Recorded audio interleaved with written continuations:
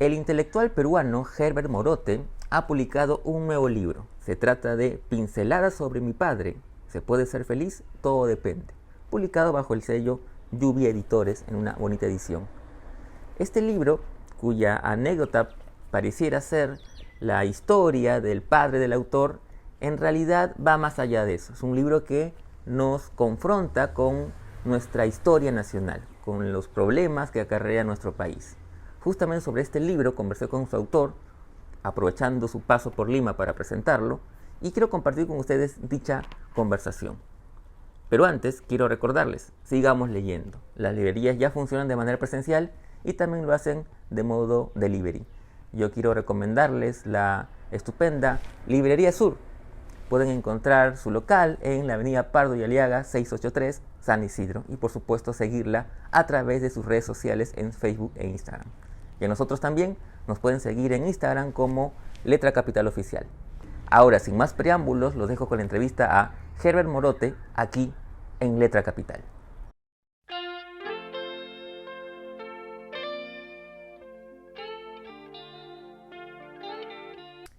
Hola señor Morote, ¿cómo está? Primero que nada, gracias por su tiempo y por permitirnos esta charla sobre su más reciente libro, Pinceladas sobre mi padre.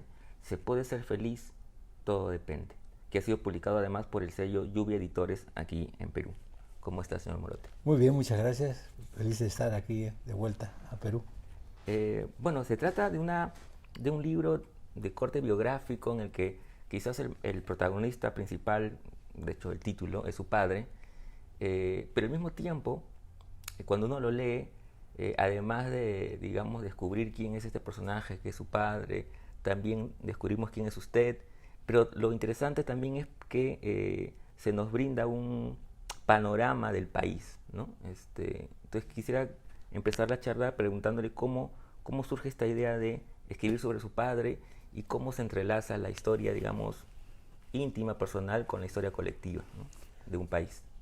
Me parece que es un buen punto de una muy buena pregunta, porque no podemos quedarnos solamente en la anécdota de mi padre, que era simpático, guitarrista y esto, sino atrás de todo eso yo estoy contando la historia de un provinciano, de un ayacuchano, pacifista que estuvo en 8 revoluciones, pero y los problemas que tuvo o cómo se sentía a veces él, por ejemplo, siendo comisario de una buena o una conocida comisaría, el segundo de Lima, cómo se sentía él menospreciado muchas veces por los limeños, por su acento ayacuchano.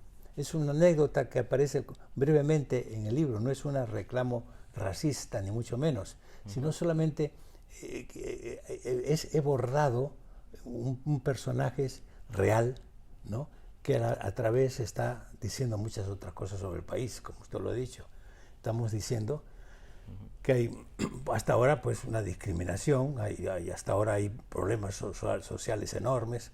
Por ejemplo, Ayacucho todavía tiene un 75% de niños anémicos. El Sendero Luminoso ha sido destrozado militarmente, pero los reclamos que ha hecho para reclamar cierta justicia social por esos lados pues siguen todavía en el aire, y por eso hay estas manifestaciones y desgraciadamente pues estos conflictos políticos que no se han resuelto.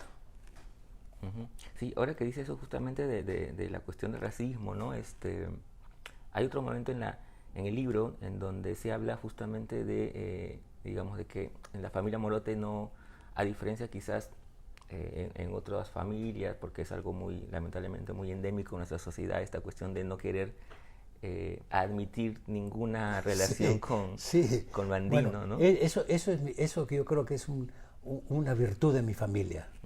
En mi familia hablar quechua era una cosa normal, oír quechua. Yo no he hablado quechua, ¿no?, porque mi padre era del otro lado, decía que no le gustaba que hablamos quechua o que hablase quechua mi padre, por ejemplo. Pero mi padre con sus padres, con mi abuelo, hablaban quechua. Mi padre con su primo, Fray Morote Vez, hablaban quechua todo el tiempo. Además, cuando se jubilaron los dos, se fueron a vivir a Chaclacayo, una casa cerca de la otra, y siguieron viviendo con sus costumbres. Y mi abuela, Quintanilla, Carmen Quintanilla, hablaba con sus hijos quechua. Ella era propietaria de un gran fondo, Pichupampa, pero hablaba quechua. Ahora, para escribir, tenía una pluma elegante que ya quisiera un ministro de Relaciones Exteriores tener la finura con que mi abuela se expresaba. Yo pongo partes de la carta de mi abuela, Quintanilla, que le mandaba, porque con el quechua no tiene pues idioma escrito, pero una cortesía, una amabilidad, un respeto, además la letra misma, una caligrafía estupenda. Entonces, uno cree que porque uno habla quechua es ignorante, cuando no es así. Cusco, Arequipa, Purímac, hay gente, Arguedas, en fin, hay tanta gente preparada, culta, que merece admiración. Otra cosa también interesante que me pareció cuando leí el libro era el tema de, digamos, de la historia del Perú, con sus problemas sociales, pero también con sus problemas políticos, ¿no? La cuestión de los caudillos,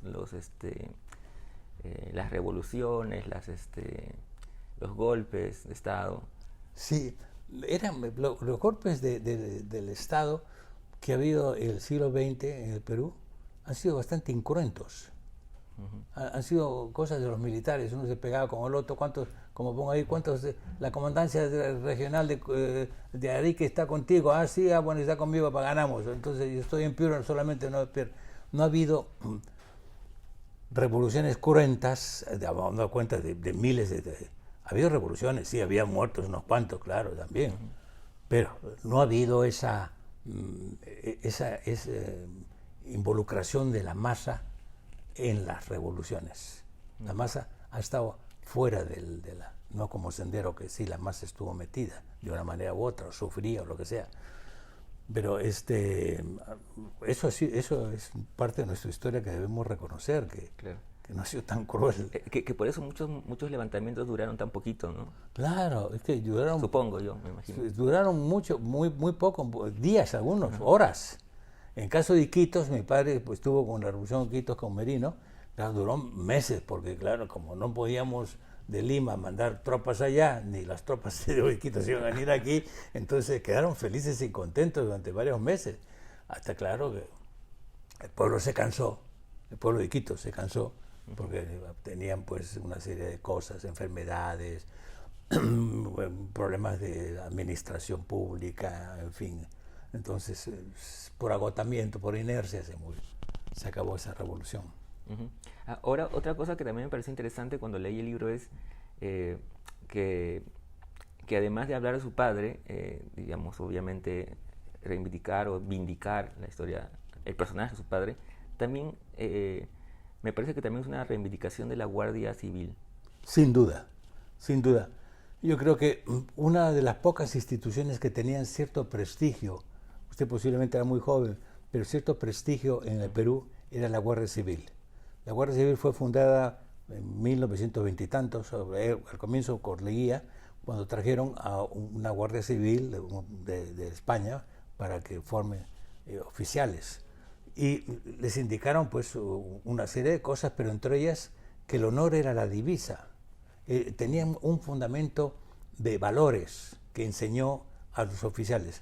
No todos fueron honrados totalmente, pero sí tenía ese prestigio. En los pueblos, por ejemplo, la Guardia Civil era realmente conocida como una defensa contra los abigeos, contra los abusos del patrón. Era una institución que tenía cierta simpatía, había cogido la simpatía del pueblo por su más o menos honradez. Cuando Adán García eliminó a la Guardia Civil o la juntó con la policía, tenemos unos problemas tremendos no solamente de ineficiencia, sino de inmoralidad. Pues vemos a cada momento unas noticias que el comandante tal, el general tal, fulano de tal, está metido con esto, con el otro. Se ha perdido el prestigio de la policía en el país, y que espero que se recupere, porque todo se puede recuperar, pero hasta ahora no se ha recuperado el prestigio que tenía la Guardia Civil en el Perú en los fines del siglo pasado. Y hablando un poco del proceso de escritura, que es algo que también a mí me da mucha curiosidad, ¿Cómo fue el proceso de escribir? ¿Armó una estructura previa o fue, digamos, encontrando la estructura en el camino, apelando a los recuerdos? Sí, yo creo que lo primero, al comienzo lo escribí como una memoria personal, pero después yo cambié el sujeto, ¿no? Es decir, hablé en segunda persona del singular, o sea, como si yo me hablase a mí mismo, Sí. como si te acuerdas tú de tal cosa. De esa manera me pude distanciar un poco y no me sentí tan digamos, impulsado o apresurado por decir algo, sino y el tú me mantuvo una distancia y también cierta facilidad de decir esto o el otro, ¿no? No son, las memorias son siempre inexactas, pero como los libros de historia nunca son totalmente exactos. Entonces yo quería mantener eso y parece que poniéndome tú cuando viste a tu madre y tal cosa, de esa manera me hablo yo a mí mismo, pero que es solamente una forma de ser, de pasar una expresión al lector, ¿no? Que se siente el lector cómodo, porque yo creo que no había hasta ahora ninguna persona que se haya molestado porque haya escrito yo como el tú, ¿no? Como hablándome a mí mismo. Claro, que también es una manera de, digamos, que puede facilitar el hecho de que uno se pueda autocuestionar Claro, sin necesidad del yo, digamos, ¿no? Exactamente. Y guardando la distancia, como dicen, ¿no? fuertes el ego, quitas el ego un poco Exacto, de tu ajá. parte y eres más, bueno, tienes más libertad de criticarte, ¿no? Tienes más de criticarte. Tú has hecho esto, bueno, sí, pues sí. Sí. Hablando de eso ahora, una de las cosas que también me llamó la atención es que este personaje al que usted mismo se dirige, que es obviamente usted, tenía este sueño de ser presidente de chico. ¿Tenía qué? El sueño de ser presidente. Sí, bueno, porque claro, me pusieron el nombre porque que mi padre quería que sea presidente, entonces, desde que nací, entonces me pusieron el nombre de Herbert Hoover. Herbert era presidente de Estados Unidos y el otro, Briand, había sido presidente del Congreso en Francia. Dije, este va a ser presidente. Pero claro, yo a los 5 años vi que al presidente que iba a ser presidente lo mataron en brazos de mi padre, al anterior Sánchez Cerro también lo mataron, a Leguía ya estaba un señor presidente, había muerto pobrecito en el panóptico y no sé cuánto. Dije, no, que voy a ser presidente si estos matan a todo el mundo, yo quiero ser futbolista, sí. yo quiero ser futbolista. Sí, sí, sí. Entonces, y nadie más me ha reclamado en mi casa, hasta los 5 años me decían, este va a ser presidente, ¿qué va a ser tú presidente? Yo estaba convencido que iba a ser presidente, pero claro, a los 5 años renuncié a cualquier presidencia porque había que sobrevivir. Sí, esa escena es muy, Sí. muy graciosa. Sí, el humor es importante porque, como digo al comienzo, Almudena Grandes también lo dijo primero que yo, que la felicidad es una forma de resistir, ¿no? Es que ante esta presión que tenemos de injusticia, de esto, de miserables, los presidentes, las cosas, la política, oye, por favor, de vez en cuando vamos a disfrutar de un ceviche, de tomarnos una buena cerveza. No quiere decir olvidarnos de la lucha. Para no evadir, digamos. Sino es un momento de descanso. Claro. Cuando era chico decíamos chepa, ¿no? O ampay. Un momento de descanso para después continuar con la lucha con más brío. Pero es un pequeño descanso de felicidad, eso no hay que perderlo. No hay que perder el optimismo, que siempre se puede salir de esto. Es verdad, a pesar de que parece oscuro el túnel, siempre hay una luz al final. Sí, hay. Un poco para ir terminando, maestro, usted, tengo entendido que regresa al Perú después de mucho tiempo. No, bueno, con la pandemia ha habido una restricción, pero he venido yo más o menos una vez cada año, una vez cada 2 años, he venido seguido hasta antes de la pandemia, por una razón u otra, visitar familia o una obra de teatro mío sobre Bolívar que se puso acá, otra de Olivia Eugenia con Gon Fresinet, en fin. He ido viniendo con pretextos y sin pretextos para ver el Perú, pero sí, hace 4 años antes de la pandemia, no, en 1900, nos separaron muchas cosas y después no había una oportunidad, parte de mis familiares se murieron, en fin. Y la tragedia ha sido muy fuerte. Bueno, y ahora, digamos, después de la pandemia regresa a presentar este libro. ¿Cómo se siente usted, digamos, regresando al Perú nuevamente para presentar este libro? Bueno, siempre es agradable venir a Perú, ¿no? Me parece que es un reencuentro siempre con mis raíces, con mi gente, con mi acento, con mi cevichito, con mi tiradito. Y siempre es agradable ver al mar, y sobre todo hay personas entrañables. Mi mujer cada vez que viene a Perú se siente realmente impresionada por la calidez que tiene la gente, por la simpatía que tiene, la cortesía, lo buenas personas que son. Y eso da un coraje porque no hemos salido adelante. ¿Cómo con tan buena gente no hemos salido adelante? Con gente trabajadora, que se mata en el tráfico y esto y lo otro, y llega al trabajo y llega a su casa cansado. ¿Cómo es posible que no hayamos salido de eso? Es una injusticia que hace realmente revolverse contra el destino. Porque no es posible que hayamos tenido 4 presidentes o 5 y estén 3 en la cárcel, otro se suicida y nadie se preocupa en el Congreso.